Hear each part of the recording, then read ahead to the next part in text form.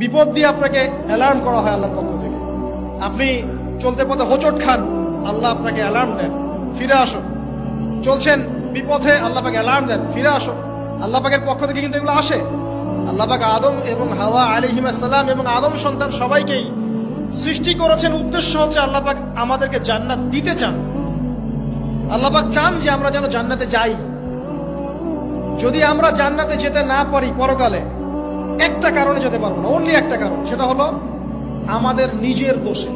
একটা কারণ, যারা জাহান্নামে যাবে মানুষ এবং জিনদের মধ্যে, নিঃসন্দেহে মহাবিশ্বে তারা ছাড়া জাহান্নামে যাওয়ার উপযুক্ত কেউ ছিল না। ও জাহান্নামে যাওয়ার উপযুক্ত ছিল বলেই আল্লাহ পাক তাকে জাহান্নামে পাঠাবেন। আর যারাই জান্নাতে যাবে প্রত্যেকেই শুধু আমলের বদৌলতে যাবে না, বরং আল্লাহ পাকের রহমতেই যাবে। কেউই তার আমল দিয়ে জান্নাতে যেতে পারবে না। নবী সাল্লাল্লাহু আলাইহি ওয়াসাল্লাম এমন ভাষ্য বলছেন, ইল্লা আনা, আমিও না, ইল্লা বিরহমাতিল্লাহ, আমিও নয়, তবে আল্লাহ পাকের দয়া আমাকে ঘিরে ধরবে।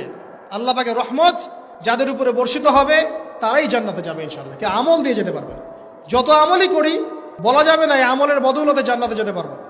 আল্লাহ পাক দয়া না করলে হবে না। আল্লাহ পাক চান যে আদম সন্তান যেন জান্নাতেই যায়।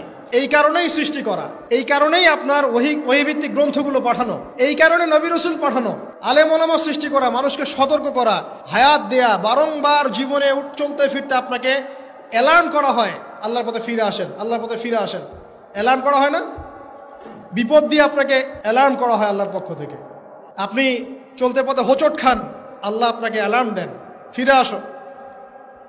চলছেন বিপথে, আল্লাহ পাক অ্যালার্ম দেন, ফিরে আসো। আল্লাহ পাকের পক্ষ থেকে কিন্তু এগুলো আসে।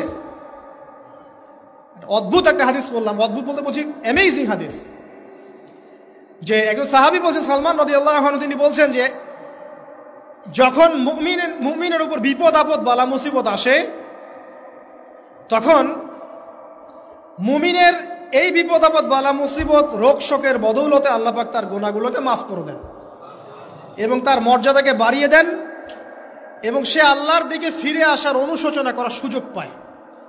আর যখন কাফের মুশরিক বা ফাসেক মানুষকে এইসব রোগ ব্যাধি বিপদ আপদ বালা মুসিবত ঘিরে ধরে, তার দৃষ্টান্ত সেই উটের ন্যায় যে উটটাকে তার মালিক বেঁধে রেখেছে, এরপর ছেড়ে দিয়েছে। সেই উটটা বুঝতেও পারলো না কেন তার মালিক তাকে বেঁধে রাখলো আর কেনই বা তাকে ছেড়ে দিল। কথাটা কি বুঝতে পারছেন? যারা আল্লাহ দ্রোহী, তাদের উপর যখন বিপদ আপদ বালা মুসিবত আসতে থাকে, তারা বুঝে না যে কি জন্য আসলো আর কেন চলে গেল। কিন্তু মুমিন ব্যক্তি যারা মুসলিম, আল্লাহর অনুগত, তাদের বিষয়টা হচ্ছে এমন বিপদ আপদ বালা মুসিবত রোগ ব্যাধি তাদেরকে আল্লাহর দিকে ফিরিয়ে নিয়ে আসবে। দেখুন, এই যে পৃথিবীতে নামিয়ে দেয়া, এরপর আল্লাহর পক্ষ থেকে ঐশী গ্রন্থগুলো পাঠানো,